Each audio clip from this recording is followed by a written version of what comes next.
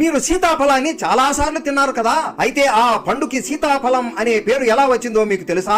వనవాస సమయంలో ఒక రోజు రాముల వారికి విపరీతమైన ఆకలి వేస్తుంది. సీతాదేవి ఇంట్లో ఎంత వెతికినా తినడానికి ఏమీ ఉండదు. సీతారాముడు ఇద్దరు తినడానికి ఏమైనా దొరుకుతుందేమోనని వెతుకుతూ అడవిలో తిరుగుతూ ఉంటారు. కానీ వాళ్ళకి ఏమీ కనబడదు. సీతాదేవి బాధపడుతూ అటు ఇటు దృష్టి పెట్టగా ఒక విచిత్రమైన చెట్టు కనబడుతుంది. ఆ చెట్టుకి విచిత్రమైన పళ్ళు ఉంటాయి. పండుని కోసి మొదటిగా సీతాదేవి కొంచెం తిని, స్వామి ఇది చాలా బాగుంది, చాలా తీయగా ఉంది అని రాముడికి ఇస్తుంది. రాములు వారు ఆ పండుని తిని, ఆహా ఓహో ఏమి రుచి, సీత ఈ పండుని కొంచెం తినగానే నా ఆకలి మొత్తం తీరిపోయింది. సీత ఈ పండుతో అయితే నువ్వు నా ఆకలి తీర్చావు. ఇక నుండి ఈ ఫలాన్ని సీతాఫలం అని అంటారు అని రాముడు చెబుతాడు. వాళ్ళ చేతులతోనే ఎన్నో సీతాఫలాల చెట్లని రాముడు సీత ఇంటి దగ్గర నాటుకున్నారు. 14 ఏళ్ల వనవాసంలో ప్రతి రోజు ఈ సీతాఫలాన్ని తినేవారు. ఎంతమందికి ఈ విషయం తెలుసు? సీతారాముడు తిన్న ఈ సీతాఫలాన్ని మీరు ఎప్పుడైనా తిన్నారా? కామెంట్ చేసి సబ్స్క్రైబ్ చేయండి.